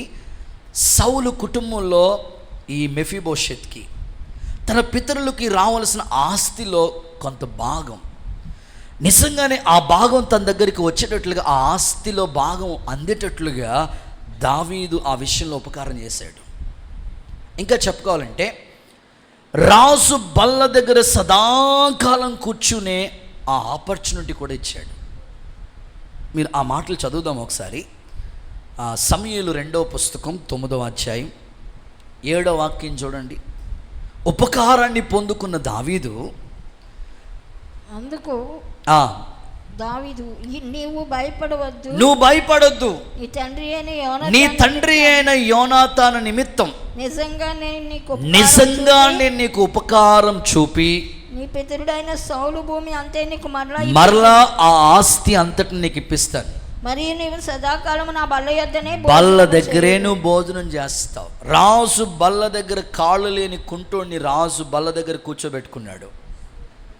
ఆస్తి, తనకు రావాల్సిన ఆస్తి అంతా అతనికి వచ్చేటట్లుగా చేశాడు. నేను మీతో చెప్తున్నాను, మీరు ఎవరి దగ్గర నుంచి అయినా ఉపకారాన్ని పొందుకుంటే వారికి మీరు ఎప్పుడు కూడా కృతజ్ఞత కలిగి ఆ ఉపకారాన్ని మీరు ఎప్పుడు లైఫ్లో మర్చిపోకుండా, మీ స్నేహితులు కావచ్చు, మీ బంధువులు కావచ్చు, మీ కష్టాలలో వాళ్ళు మీకు తోడున్నారు, వాళ్ళని ఎప్పుడు, నాకు ఇప్పటికీ ప్రారంభ విశ్వాసులు ఇప్పటికీ ఉన్నారు. మా ప్రారంభ స్థితి వాళ్ళకి తెలుసు, చూశారు. ఒక ఇంట్లో కుటుంబ సభ్యులుగా వాళ్ళు ఇన్వాల్వ్ అయ్యి ప్రారంభ స్థితి అంటే మా నాన్నగారు చనిపోయినప్పుడు, మా అమ్మ ప్రభునందు నిద్రించినప్పుడు సేవకు వచ్చిన కొత్త మాట, నాకు పెద్దగా సేవ అనుభవాలు తెలియవు అప్పుడు. ఆ సమయాల్లో నాతోనే వాళ్ళు ఉండి వచ్చి ఆదరించి ధైర్యపరిచి అన్ని కార్యక్రమాలు అయ్యేదాకా వాళ్ళే చూసుకుని, ఇక కరోనా కాలం అంటే ఇక అసలు చెప్పలేను, ఏ విశ్వాసిని కూడా మర్చిపోలేను. చాలా ప్రమాదకరమైన పరిస్థితిలో కూడా వాళ్ళు గేట్ దగ్గరికి వచ్చి కూరగాయలు తీసుకొచ్చి, కిరాణా తీసుకొచ్చి, సేవకి అక్కడ ఒక కానుక బాక్స్ పెట్టుంటే ఆఫరింగ్ వేసి, సో వాళ్ళే పనిలోకి వెళ్ళటానికి అవకాశం లేదు. ఆ సమయాల్లో కూడా సేవకులు ఎట్లా ఉన్నారు ఏంటి అని చూసి సేవకుల క్షేమాన్ని కోరుకున్న బిడ్డలు ఇక్కడ చాలామంది ఉన్నారు. ఈ మందిర నిర్మాణ విషయాలలో, స్థలాలు కొనే విషయాల్లో చాలామంది ఉపకారాలు చేసిన బిడ్డలు ఉన్నారు ఇక్కడ. దేవుని పరిచర్య అంటే, సేవ అంటే, సేవకులంటే ప్రాణంగా భావించే బిడ్డలు, దావీదులంటే ఉపకారం చేసే మనసు కలిగిన వాళ్ళు ఇక్కడ చాలామంది ఉన్నారు. దేవుని సేవకుడిగా నేను భావించి మిమ్మల్ని కోరుకుంటా ఉన్నాను. తప్పకుండా దేవుని సేవకుడిగా నేను జ్ఞాపకం చేసుకుంటూ ప్రార్థిస్తూ ఉన్నాను. దేవుని పరిచర్య కొరకే, సేవ కొరకే, పరిచారకుల కొరకే మీరు చేసిన ఉపకారం వెలకట్టలేంది. దేవుడు తప్పకుండా జ్ఞాపకం చేసుకుని రాజు బల్ల దగ్గర కూర్చునే ఉన్నత భాగ్యం దేవుడు మీకు అనుగ్రహించునుగాక. గట్టిగా చెప్దాం ఆమేన్. ఈ రోజు వరకు కూడా ఈ పరిచర్య గురించి ఎప్పుడు ఆలోచిస్తూనే ఉంటారు చాలామంది. దేవుని సేవ గురించి వాళ్ళ కష్టాజితాన్ని దేవుని పరిచర్యకి ఖర్చు పెడుతూనే ఉంటారు. ప్రతి సంవత్సరం నూతన వస్త్రాలు కొంటానే ఉంటారు. సేవకుడన్నా, సంఘమన్నా, పరిచర్య అన్న వాళ్ళు ఎంతో ప్రాణంగా భావిస్తూ ఉంటారు. నేను జ్ఞాపకం చేసుకుంటున్నాను, తప్పక దేవుడు మీ స్థితిని గుర్తుపెట్టుకుని మహోపకార్యాన్ని ప్రభు జరిగించునుగాక. గట్టిగా చెప్దాం ఆమేన్.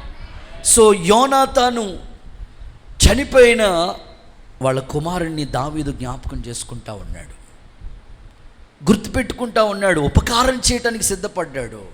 మీ జీవితాల్లో కూడా మీకు ఎంతోమంది మీరు ఈ స్థితికి రావటానికి, మీ పేరెంట్స్ కావచ్చు, మీ బంధువులు కావచ్చు, మీ తోబట్టువులు కావచ్చు, మీ తోటి స్నేహితులు కావచ్చు, మీకు అలా హెల్ప్ చేసి లిఫ్ట్ ఇచ్చి అలాగ స్థాయికి రావటానికి ఎంతోమంది సహకరించిన వాళ్ళు ఉన్నారు. వారిని మీరు గుర్తుపెట్టుకోండి, జ్ఞాపకం చేసుకోండి. ప్రభు పరిచర్యలో వాళ్ళు కూడా సాక్షులుగా ఉండేటట్లుగా స్థిరపరచబడాలని మనస్ఫూర్తిగా కోరుకుంటున్నాను. యేసు నామములో అట్టి కృప దేవుడు మీకు దయచేయునుగాక. చేతులతో ఒకసారి హల్లెలూయా చెప్దామా? కానీ మైనస్గా చెప్తున్నాను, దావీదుకైతే ఉపకారం గుర్తుంది. దావీదు చాలామందికి ఉపకారం చేశాడు. మెఫీబోషెతుకే మాత్రమే కాదు, చాలామందికి ఉపకారం చేశాడు. నాబాలు అనే ఒక గొర్రె బొచ్చి కత్తిరించే ఒక వ్యక్తి తన మందల్ని కాపాడటం కోసం దావీదు దగ్గర ఉన్న కొంతమంది పనివాళ్ళని పంపించి ఉపకారం చేశాడు దావీదు. ఇంత ఉపకారం చేస్తే నాబాలుకి గుర్తు లేకుండా నాబాలు ఏమంటున్నాడు తెలుసా? ఆ పనివాళ్ళు తన దగ్గరికి వస్తే రాజుగారు పంపించారు అని చెప్తే, దావీదు ఎవడు, యెషయా కుమారుడు ఎవడు అని మూర్ఖంగా, దుర్మార్గంగా నాబాలు మాట్లాడుతూ ఉన్నాడు. చూడండి ఆ మాటలు చదువుదామా? సమూయేలు మొదటి పుస్తకం 25వ అధ్యాయం 15 నుంచి 17 వాక్యాలు మనం చదివితే, అయితే ఆ మనుషులు మాకు ఎంతో ఉపకారం చేశారు. మేము పొలంలో వారి మధ్యన సంచరించుచున్నంత సేపు ఆ మనుషులు ఎంతో మాకు ఉపకారం చేశారు. ఏ అపాయము కానీ నష్టం కానీ మాకు సంభవించలేదు. అబ్బా, ఎంతో ఉపకారం చేశారండి వాళ్ళు. నష్టం సంభవించలేదు, మాకు ఎంతో హెల్ప్ చేశారండి వాళ్ళు. కానీ నాబాలు ఏమన్నాడు తెలుసా? ఆ 10వ వచనం చదవక్క, దావీదు ఎవడు, యెషయా కుమారుడు ఎవడు, దావీదు ఎవడు. అయ్య బాబోయ్, ఏంటి ఆ మాట? రాజుగారి దగ్గరికి వెళ్ళి, సీఎం గారి దగ్గరికి వెళ్ళి సీఎం ఎవరన్నట్టుంది కదా. దావీదు ఎవరు, ఎవరు అంటలేదు, ఎవడు అంటున్నాడు. అసలు ఎంత హెల్పింగ్ నేచర్ అండి దేవుడు దావీదుకి ఇచ్చాడు. ఈరోజు మీ ఆత్మీయ జీవితంలో ఎట్టి పరిస్థితుల్లో ఒక సేవకుడు సిద్ధపడాలంటే, ఒక సేవకుడిని సిద్ధం చేయాలంటే ఎంత కష్టమో. ఒక సంఘాన్ని కాపరిగా నియమించడం, ఒక సేవకుడిని సిద్ధం చేయటం అంటే ఎంత కష్టం అంటే, 100 మంది విశ్వాసుల్ని సిద్ధం చేయొచ్చేమో కానీ ఒక సేవకుడిని ప్రిపరేషన్ చేయటం చాలా కష్టం. సేవకి వచ్చిన ప్రారంభ స్థితి, సేవలో వాళ్ళు ఎదుగుతూ ఉంటారు, సేవలో పైకి కిందకి లోపాలన్నీ దిద్దుకుంటా స్థాయి వచ్చే వరకు సేవకుల కొరకు సేవకుడు అన్ని విధాలుగా వాళ్ళకి సపోర్ట్నిచ్చి ఎంకరేజ్ చేసి ఒక సంఘ కాపరిగా చేయటానికి ఎన్నో విధాలుగా కృషి చేస్తూ ఉంటాడు. ఈ దావీదు కూడా పని వాళ్ళని పంపించి అనేక విధాలుగా వాళ్ళకి హెల్ప్ చేయడానికి ఇష్టపడ్డాడు. ఏ అపాయం రాలేదంటే గొర్రెలను కాపాడుతూ వచ్చాడు. కానీ నాబాలు మర్చిపోయాడండి. చేతులెత్తి ఒకసారి హల్లేలూయా చెప్తారా? హుషారుగా చెప్తారా? కనుక ఈ ఉదయకాలం మీరు ఎట్టి పరిస్థితిలో ఉపకారాన్ని మర్చిపోవద్దు. సౌలుకి కూడా ఉపకారం చేశాడండి బాబు దావీదు. అసలు ఎంత గొప్ప మనిషి అండి బాబు. అందుకే నా ఇష్టానుసరుడని ఎందుకన్నాడంటే, సౌలు అపకారం చేసి ఈటి విసిరి చంపేద్దామని ప్రయత్నం చేసిన అపకార బుద్ధితో ఉన్న వ్యక్తికి కూడా ఉపకార బుద్ధినే చూపించాడు. సాధారణంగా మనకు ఎవరైనా కీడు చేస్తుంటే వాళ్ళకు ఉపకారం చేయాలనిపించదు, కానీ దావీదు వాళ్లకు కూడా ఉపకారం చేశాడు. ఈరోజు మీరు గుర్తుపెట్టుకోండి, ఉపకారాలు మీరు మర్చిపోవద్దు. ఉపకార ధర్మం చేయ మరవద్దు అని రాస్తుంది బైబిల్లో. ప్రభు మిమ్మల్ని అంతము వరకు దేవుని కొరకే సాక్షులుగా బ్రతికే కృప పరిశుద్ధాత్ముడు మీకు దయచేయునుగాక. చేతులూపుతో ఒక్కసారి హల్లెలూయా చెప్పండి. ఒకప్పుడు ఈ బ్రిడ్జిలు లేనప్పుడు పంటి మీద ప్రయాణం చేస్తూ ఉండేవారు చాలామంది. గన్నవరం దగ్గర మా నాయనమ్మ వాళ్ళ ఊరు, నాయనమ్మ వాళ్ళ అమ్మ ఊరు. నాయనమ్మ వాళ్ళ అమ్మమ్మ గారు ఇంకా బతుకున్నారు మొన్నటి వరకు. 110 ఏళ్ళు, దేవుడికి స్తోత్రం. బంగారు తల్లి 110 ఏళ్ళు బ్రతికింది. నాయనమ్మ వాళ్ళ అమ్మ. ఆ ఊరు అయోధ్యలంక. గన్నవరం అట్లా లోపలికి వెళ్ళిపోయి అక్కడి నుంచి మళ్ళీ రేవు దాడిపోవాలా, అయోధ్యలంక.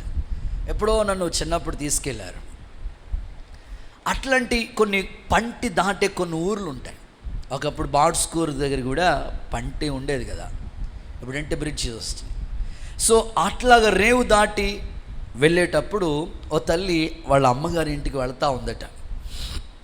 వెళుతూ ఉంటుంటే లగేజ్ సర్దుకుంది, బట్టలు సర్దుకుంది. అమ్మగారి ఇంటికి వెళ్ళాలంటే అన్నీ రెడీ చేసుకుని వెళ్తూ ఉంటారు కదా, అట్లాగే ఈ హాలిడేస్కి వెళ్ళినట్లుగా అమ్మగారి ఇంటికి వెళ్తూ ఉంది ఆమె. కరెక్ట్గా పంటి ఆ చివరి నుంచి వస్తూ ఉంది. ఓ పక్కకి ఆగి తర్వాత జనాలు ఎక్కించుకుంటూ పోతూ ఉంటారు కదా, ఇట్లాగా ఈమె రెడీగా ఉంది. వస్తూ ఉన్నాడు, వాడ నడుపుతున్నాడు ఆ మనిషి. వస్తూ ఉంటుంటే ఈమె అంత దూరం నుండిగా ఏయ్ వాడ మల్లన్నా అని పిలిచింది. గబగబా పాప ఆవిడ పిలుపుకి ఆయన అల్లిపోయి, బాబుడు వచ్చిందా బంగారు తల్లి అని అనుకుని గబగబా వచ్చి దగ్గరికి తీసుకొచ్చి ముందు ఆవిడని ఎక్కించుకున్నాడు. అందరూ ఎక్కారు, పక్కన అందరూ మాట్లాడుకుంటూ ఉన్నారు. వాడ అవతల పక్కకి వెళ్ళిపోయారు, రేవు దాటేసారు. దిగిపోయిన తర్వాత పక్క ఆవిడ అడుగుతుంది, ఈయన నువ్వు వాడ ఎక్కేటప్పుడు వాడ మల్లన్న అన్నావు, మీకేమన్నా బంధువా, తెలుసా, పరిచయమా? ఈ ఆవిడో బోడి మల్లన్న అన్నదంట. స్తోత్రం చెప్పండి ఒకసారి. వాడెక్కినప్పుడు ఎవరో మాట్లాడండి అమ్మా. వాడెక్కినప్పుడు ఎవరో వాడ మల్లన్న, వాడ దిగిపోయిన తర్వాత ఎవరో అయ్యి బాబా మీరు భలే ఓట్లేస్తున్నారమ్మా. ఒక్కసారి మీరు మనసు పెట్టండి, ఉపకారం పొందేసుకున్న తర్వాత అలా ఉండకూడదు కదా, అలా ఉండకూడదు అసలు ఎట్టి పరిస్థితిలో. మీ ఆత్మీయ జీవితాన్ని ఒకసారి పరిశీలించుకోండి. మీకు ఎవరెవరు హెల్ప్ చేశారో వాళ్ళందరినీ గుర్తుపెట్టుకోండి. ఒకవేళ మర్చిపోయి ఉంటే కూటమి అయిపోయిన తర్వాత ఫోన్ చేసి బ్రదర్ ప్రైజ్ లాడ్ నేను గుర్తున్నానా అని చెప్పు, దేవుడికి స్తోత్రం చెప్పు ఒకసారి.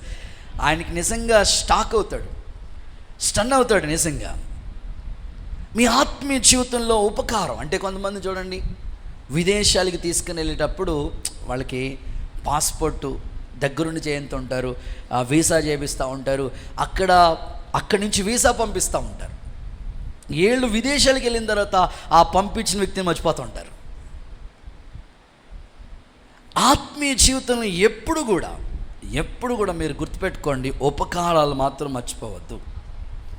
సో మర్చిపోయిన ఇద్దరు వ్యక్తుల్ని ఒకసారి ఇందులోనే మీకు జ్ఞాపకం చేస్తాను. న్యాయాధిపతుల పుస్తకం 8:35.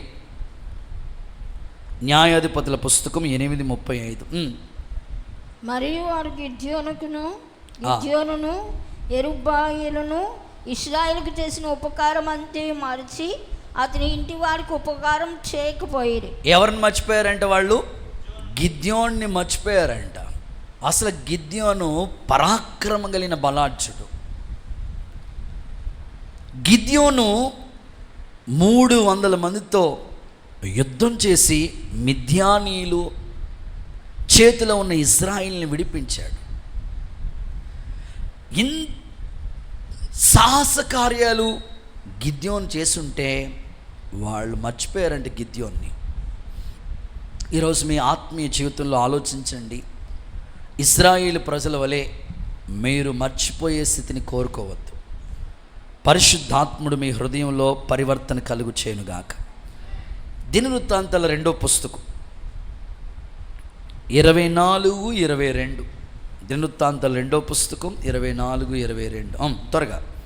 ఈ ప్రకారం రాజైన యోవాషు జకర్యా తండ్రి అయిన యెహోయాదా తనకు చేసిన ఉపకారమును మర్చినవాడై, యెహోయాదా చేసిన ఉపకారాన్ని మర్చినవాడై అతని కుమారుని చంపించాడు. చూడండి సందర్భాలు మీరు చూస్తే ఇక్కడ యోవాషు అనే వ్యక్తి యెహోయాదా చేసిన ఉపకారాలను మర్చిపోయాడంట. యోవాషు అనే వ్యక్తి యెహోయాదా చేసిన ఉపకారాలను మర్చిపోయాడు. కనుక మీకు కష్టం వచ్చినప్పుడు హాస్పిటల్లో చూడండి, కొన్నిసార్లు హాస్పిటల్లో రాత్రంతా నిద్ర లేకుండా మన దగ్గర ఎవరు ఉండరు, ఆ సమయంలో వాళ్ళు ఉంటారు. అవి గుర్తుపెట్టుకోవాలి. మాకు ప్రారంభ స్థితి ఆ టైంలో బుజ్జక్క నాకు ఎప్పుడు గుర్తొస్తూ ఉంటుంది. మేము అద్దెకున్నప్పుడు. సో ఆమెకి ఎందుకు ఆ మనసు కలిగింది. రెగ్యులర్గా మందిరానికి వచ్చే ఆమె కూడా కాదు. బ్రదర్ మీకు స్థలం దొరికేంత వరకు పైన షెడ్ వేసుకోండి. ఆ ప్రారంభ స్థితి అసలు టౌన్లో ఫ్రీగా పరిచర్య కొరకు కొంతకాలం 3 సంవత్సరాలు అక్కడ ఉన్నాం మేము. సో అవన్నీ నాకు ఉదయకాలం అంతా గుర్తొస్తూ ఉన్నాయి. కాబట్టి దేవుని బిడ్డలు అందరూ మనకు ఉపకారాలు చేశారు, మర్చిపోవద్దు, జ్ఞాపకం చేసుకుందాం. ఒకవేళ మానవ నైజం మర్చిపోయి ఉంటే మరలా రిపీట్ చేసుకుని, ప్రభువా నాకు ఎవరైతే ఉపకారం చేశారో వాళ్ళకి నేను మహోపకారం చేసేవాడిగా, వారి పిల్లలకి నేను ఉపకారం చేసేవాడిగా, నేను ఎవరి ద్వారా కొంతమందికి ఉద్యోగాల విషయాల్లో చదివిస్తూ ఉంటారు, వాళ్ళు పెద్దగా పట్టించుకోకపోయినా వాళ్ళ మామయ్య శ్రద్ధ తీసుకుని, ఈ పిల్లోడు బాగా చదువుతాడు, వాళ్ళ పేరెంట్స్ డబ్బులు ఫీజులు కట్టే స్థితి ఉండదు. చాలామంది ఇప్పటికీ కూడా ఎవరో వాళ్ళకి సంబంధించిన బంధువులు ఎవరో పిల్లల పుస్తకాలు కొంటారు, ఫీజులు కడతారు, ఉపకారం చేస్తూ ఉంటారు. ఇవాళ మీరు ఎప్పుడు మర్చిపోకూడదు. యోవాషు అనే వ్యక్తి యెహోయాదా చేసిన ఆ ఉపకారాన్ని మర్చిపోయాడంట. కనుక మీ ఆత్మీయ జీవితాన్ని ఒకసారి మెరుగుపరుచుకోండి. దేవునిలో సాగిపోవటానికి ఇష్టపడండి. నన్ను సేవకి నడిపించిన వాళ్ళు నేను ఎప్పుడు గుర్తుపెట్టుకుంటూ ఉంటాను. మా అక్క నన్ను సేవకి నడిపించింది, సేవ వివరాలు చెప్పింది, సేవ అంటే ఇలా ఉంటుంది. సో ఖచ్చితంగా నేను జ్ఞాపకం చేసుకుంటూ ఉంటాను. మీ ఆత్మీయ జీవితాల్లో అన్నీ గుర్తుపెట్టుకోండి. యేసయ్య మీ మీద కృపా కనికరం చూపునుగాక. సో 3వది, థర్డ్ వన్ త్వరగా చెప్పేస్తాను. 3వది ఏది మనం మర్చిపోకూడదు అని అంటే సామెతల గ్రంథం 3వ అధ్యాయం 1వ వాక్యం. నా కుమారుడా నా ఉపదేశాన్ని మర్చిపోకు.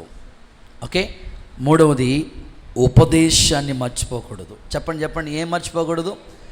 ఉపదేశం. నువ్వు ఏ ఉపదేశంలో నేర్చుకుంటున్నావో, ఏ వాక్యాన్ని వింటున్నావో అదే ఉపదేశంలో అంటుకట్టుపడిపోవాలి జీవితకాలం. అపోస్తుల బోధలోనే ఉండిపోవాలా? రకరకాల డాక్ట్రిన్స్, బోధలు, సిద్ధాంతాలు ఎన్నో పెట్టిపోతున్నాయి. ఈ చివరి దినాల్లో నువ్వు నేర్చుకున్న అదే ఉపదేశానికి నువ్వు అంటుకట్టబడాలి. ఉపదేశాన్ని ఎప్పుడు మర్చిపోకూడదు. బైబిల్ ఏమంటుందో తెలుసా? ఉపదేశాన్ని అమ్మేయొద్దు అన్నాడు. చాలామంది ఉపదేశాన్ని మర్చిపోతున్నారు.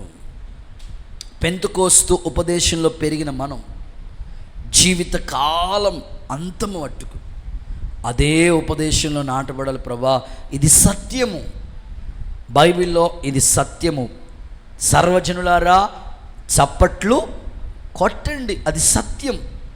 అసలు చప్పట్లు కొట్టమని ఎక్కడుంది అని నేను ప్రశ్నిస్తే చెప్పు, బైబిల్లో ఉంది. అది ఓల్డ్ టెస్టిమెంట్ కదా, న్యూ టెస్టిమెంట్లో కూడా ఉంది.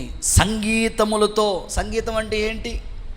ఇప్పుడు చాలామంది నన్ను ప్రశ్నిస్తూ ఉంటారు, అడుగుతూ ఉంటారు, మీ మందిరంలో చప్పట్లు ఏంటండి, ఆరాధన ఏంటండి, అసలు ఏంటండి? మా చర్చిలో ఎక్కడ చప్పట్లు కొట్టం, సైలెంట్ ప్లీజ్ అన్నట్టు కూర్చుంటాం. అసలు బైబిల్లో ఎక్కడ ఉందండి? నేను చెప్పాను వాళ్ళకి, న్యూ టెస్టిమెంట్లో ఉంది సంగీతములతో. సంగీతం అంటే ఏంటి చెప్పు? మాట్లాడలేదండి, మీరు మౌనమయ్యారు. హల్లెలూయా చెప్పండి అందరూ. సంగీతం అంటే ఏంటి? సంగీతంలో ఏముంటుంది? ప్యాడ్స్ ఉంటుంది, కీబోర్డ్ ఉంటుంది, కంజర్ ఉంటుంది. అసలు ఇప్పుడు వచ్చే లేటెస్ట్ మ్యూజిక్లో ఎన్ని వాల్యుబుల్ మ్యూజిక్లు అన్నీ పెడతా ఉన్నారు. ఉపదేశం ఉంది కదా, ఎట్టి పరిస్థితుల్లో ఉపదేశం మారకూడదు. వాళ్ళకి చెప్పాలి, నువ్వు న్యూ టెస్టిమెంట్లో కూడా ఉంది చప్పట్లు కొట్టమని. సంగీతం ఉంది. ఇప్పుడు ఏ పాట అయినా మీరు ఆ మైక్లో అనేక చోట్ల మీటింగ్ పెట్టేటప్పుడు మైక్లో ఒక పాట వేస్తాం, జ్యోతిర్మయుడా అని. ఆ పాట వచ్చిందంటే మ్యూజిక్ ఉంటుందా లేదా? మాట్లాడరే భక్తులు, ఉంటావు కదా. మరి మ్యూజిక్ లేకుండా ఏ పాట ఉంది అసలు? నువ్వు చెప్పాలా, చప్పట్లు కొట్టమని ఉంది బైబిల్లో. ఆరాధన ఉన్నది, స్వస్థతలు ఉన్నాయి, పరిశుద్ధాత్ముడు ఉన్నాడు. ఉపదేశం మాత్రం మారకూడదు. ఎన్నో వస్తాయి, మారకూడదు. చూడండి, కొన్ని త్వరగా చెప్పేస్తాను. ఉపదేశం అంటే వానవలే కురుస్తుంది. నెక్స్ట్, ఉపదేశం నీకు ప్రయోజనం, నిత్య జీవాన్ని కలుగు చేస్తుంది. ఉపదేశాన్ని అంగీకరించేవాడు సురక్షితంగా ఉంటాడని రాయబడి ఉంది. ఆ మాట చదవండి, సామెతలు 1:33 చూస్తే, ఆ ఉపదేశాన్ని అంగీకరించేవాడు సురక్షితంగా ఉంటాడు. ఆర్టీసీ ప్రయాణం, ఇప్పుడు బాగా చెప్తారు మీరు, బాగా గుర్తు. ఆర్టీసీ ప్రయాణం సురక్షితం, సుఖవంతం. ఎంత సుఖవంతం అంటే 20వ తారీఖు దాటేసాం కదా, 20వ తారీఖు అయిపోయింది కదా. ఫ్రీ బస్ ఏమో మీకు ఇంకా అమలు లేదా? దేవుడికి స్తోత్రం. గట్టిగా హల్లెలూయా చెప్పండి. ఆ మధ్యకాలంలో తెలంగాణలో కాంగ్రెస్ ప్రభుత్వం వచ్చిన తర్వాత అనుకుంటా కదా, ఆయన ఎవరో ప్రభుత్వం పెద్దగా నాకు తెలియదు, సీఎం మారిన తర్వాత ఫ్రీ బస్ అన్న రేవంత్ రెడ్డి, మీకు భలే తెలుసండి బాబు, దేవుడికి స్తోత్రం. రేవంత్ రెడ్డి గారు వచ్చిన తర్వాత మొత్తం మీద ఫ్రీ బస్. వాస్తవంగా అక్కడికి ఫ్రీ బస్. ఒక భర్త ఏడుస్తున్నాడట, ఏమ్మా నువ్వు అసలు ఫీజు డబ్బులు లేకుండా హ్యాపీగా జర్నీ చేయొచ్చు కదా, ఎందుకు ఏడుస్తున్నావంటే, మామూలుగానే నా భార్య షాపింగ్ మాల్కి వెళ్తే ఎప్పుడు వస్తుందో తెలియదు. ఇప్పుడు అలాంటిది హైదరాబాద్ చుట్టూ ఎప్పుడు వారం రోజులు తాజ్మహల్ కాదండి, ఏజయ్యా స్తోత్రం, చార్మినార్, సాలార్జింగ్ మ్యూజియం, ఏమేమి ఉన్నాయో మొత్తం అన్నీ తిరిగి ఎప్పుడు వస్తుందో తెలియదు అని ఏడుస్తున్నాడంట. సో ఆర్టీసీ ప్రయాణం సురక్షితం, సుఖవంతం అని కొటేషన్ ఉంటుంది కదా. చాలామంది అట్లా అనుకుని బస్సు ఎక్కి అట్టే నిద్రపోతున్నారు, కనీసం ప్రార్థన కూడా చేసుకోరు. అటు తీసుకెళ్ళి ఏ కాల్లో పెట్టేదాకా. బైబిల్ ఏమంటుందంటే, నువ్వు ఉపదేశాన్ని అంగీకరిస్తే సురక్షితంగా ఉంటావు, నీ ఆత్మీయ క్షేమాభివృద్ధి కలుగుతుంది. అందుకని యెషయా గ్రంథంలో మాట ఉంది చూడండి, 42వ అధ్యాయం 11వ వాక్యం చూస్తే, దేవుడు ఒక క్రమాన్ని పెట్టాడు. ఏంటి ఆ క్రమం? యెషయా గ్రంథం 42:11.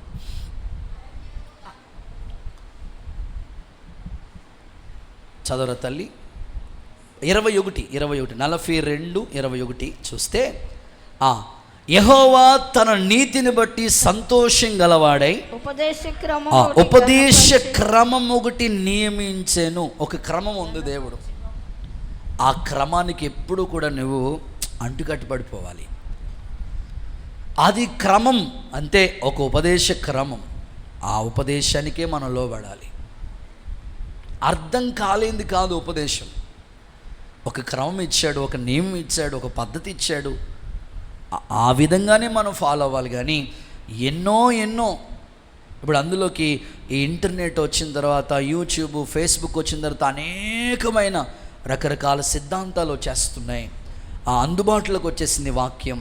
అయితే నువ్వు సత్యం మీద గ్రహించు, ఉపదేశం ప్రకారంగానే నిలబడు.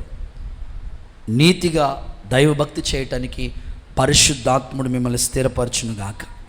త్వరగా చెప్పేస్తాను. 4వ మాట, దేన్ని మనం మర్చిపోకూడదు అంటే ద్వితీయోపదేశకాండం 26వ అధ్యాయం 13వ వాక్యం చూడండి. 26:13. నీవు నీ దేవుడైన యెహోవా సన్నిధిని ఓకే నీవు నాకు ఆజ్ఞాపించి నీ ఆజ్ఞలన్నిటి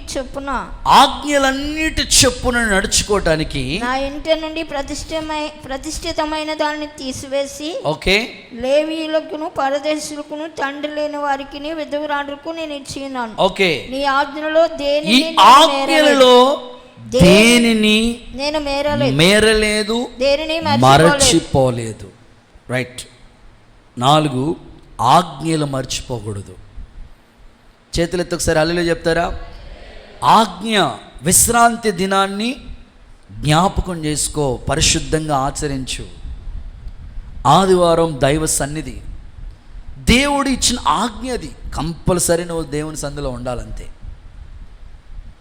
ఆజ్ఞలు తీయకూడదు, ఆజ్ఞలు ఏమీ కలపకూడదు. నీ తల్లిని తండ్రిని సన్మానించు, కంపల్సరీ, అది ఆజ్ఞ. పరిశుద్ధ లేఖనాల్లో నీ పొరుగు వారిది ఏది ఆశించొద్దు, ఆజ్ఞ. ఏ రూపాన్ని చేసుకోవద్దు, ఆజ్ఞ. ఆజ్ఞలు భారమైనవి కావు. ఆజ్ఞల విషయంలో కంపల్సరీ మనం తప్పకుండా మర్చిపోకూడదు. ఆజ్ఞలు పాటిద్దాం, ప్రభు రాకడ కొరకే సిద్ధపడదాం. ఇటు కృప దేవుడు దయచేయునుగాక. ఆఖరి మాట, చివరి మాట, హెబ్రీయులకు రాసిన పత్రిక 13వ అధ్యాయం 1వ వాక్యం. 13:1 ఆదిత్యం చెయ్య మరవకుడి. చాలు. ఆదిత్యం చేసే విషయంలో నువ్వెప్పుడు మర్చిపోకూడదు. షమ్మ అంటేనే ఆదిత్యానికి నిలయం. చాలా మంది బిడ్డలు మీరు చూపే ప్రేమ అసలు మేము మర్చిపోలేము. ఆదిత్యం వలన అబ్రహాం ఆశీర్వదించబడ్డాడు. ఎక్కడికి వెళ్ళినా మన షమ్మ కుటుంబాల్లో చాలా ఆశీర్వాదకరంగా సేవా పరిచర్యను ప్రేమించే బిడ్డలు ఉన్నారు. ఆదిత్యం వలన అనేకులకి ఆశీర్వాదం. ఇప్పుడు అబ్రహాం ఇంటికి 3 మనుషులు వస్తే పరుగును వెళ్ళి ఆదిత్యం చేస్తే తన ఇంట్లో ఉన్న కొరతను దేవుడు తీర్చాడు కదా. ఆదిత్యం వల్ల ఎంత ఉపయోగం అంటే అంత దీవెన దేవుడికి దాచిపెట్టాడు. దేవుని బిడలైన మీ ఆత్మీయ జీవితంలో ఇప్పటికే ఈ పరిచర్య కొరకు ఎన్నో విధాలుగా మీరు ఆదిత్యం చేస్తూ ఉన్నారు. ప్రభు జ్ఞాపకం చేసుకుంటున్నాడు. ఈరోజు ప్రత్యేకంగా ఆ సంగతి మర్చిపోకుండా అది ఒక బాధ్యతగా ఉండినట్లు ఒప్పుకున్నారు వాళ్ళు. మీరోజు దైవ సన్నిధికి వచ్చిన మీరు కూడా మర్చిపోకుండా ఉండవలసిన 5 విషయాలు మీ ముందు పెట్టాను. చెప్పండి ఒకసారి, ప్రార్థన చేసుకోబోతున్నాం. దేవుణ్ణి మనం మర్చిపోకూడదు. దేవుణ్ణి మర్చిపోవడానికి గల కారణాలు ఏంటో, ఒకవేళ మర్చిపోతే ఏమైపోతామో చాలా వివరంగా ప్రభు చెప్పాడు. 2 ఉపకారాలు మర్చిపోవద్దు. ఆయన ఎన్నో ఉపకారాలు చేశాడు. నీకు ఎవరైతే ఉపకారం చేశారో వాళ్ళని కూడా నువ్వు గుర్తుపెట్టుకో. సో 3వదిగా మనం ఆలోచిస్తే ఉపదేశాన్ని మర్చిపోవద్దు. 4 ఆజ్ఞల్ని మర్చిపోవద్దు. 5వదిగా ఆఖరిగా ఆదిత్యాన్ని కూడా నువ్వు మర్చిపోవద్దు. చాలా ఈ మాటలన్నీ నీ హృదయంలో పెనవేసుకుని స్థిరపరచినట్లు ఉన్నతంగా సాగిపోవడానికి నువ్వు సిద్ధపడాలని నేను కోరుకుంటున్నాను. స్లాబ్ మన మందిరానికి 2 స్లాబ్లు వేసాం. ఈ స్లాబ్ వేసినప్పుడు నాకు ఇప్పటికీ అది గుర్తు బాగా. ఫస్ట్ స్లాబ్ వేసినప్పుడు ఒక ఆయన సిమెంట్ బస్తాలు దేవునికి ఇచ్చేయాలనుకున్నాడంట. ఇంచుమించు ఒక 157 బస్తాలు ఎన్నో అనుకుంటా ఫస్ట్ స్లాబ్. సెకండ్ స్లాబ్ విషయంలో ఇంకొక ఆయన సిమెంట్ బస్తాలు నేను చూసుకుంటానని ముందుకు వచ్చాడు. నేను ఆలోచించాను, మనసులో అసలు ఎందుకు ఈ ప్రేరేపణ ఈయనకి కలిగింది అంటే, వాళ్ళ జీవితాల్లో దేవుడు అలాంటి కార్యాలు చేశాడు. వివాహ సంబంధ ప్రయత్నాలు చేయగా ఏ సంబంధాల విషయంలో ఎంత ప్రయత్నం చేసినా ఎక్కువ ఏజ్ అవుతుంది, పెళ్లి సంబంధం సెట్ అవట్లా. వెంటనే దేవుడు వివాహ సంబంధాన్ని సమకూర్చాడు. పెళ్ళైన కొద్ది కాలానికే 2 బిడ్డలను ఇచ్చాడు. అంతే, అది దేవుని సందులో ఆయనకి మనసులో గుర్తుండిపోయింది. అరే ప్రభు, నేను సన్నిధికి వచ్చిన తర్వాత నాకు ఈ కార్యం జరిగిందని ఆయన గుర్తుపెట్టేసుకుని దేవునికి నేను ఏదో చేయాలని వెంటనే అట్లా. ఇలాగ ఇక్కడ కూడా మీ జీవితాల్లో ఇప్పటికే ఎన్నో విధాలుగా దేవుడు చేసిన మేలు మీరు గుర్తుపెట్టుకుంటున్నారు. అలాగే మీరు ప్రభుకి సాక్షులుగా ఉంటున్నారు. అంతం వరకు అలా సాగిపోదాం. ప్రభు మీకు అట్టి కృపను అనుగ్రహించునుగాక. మోకరించి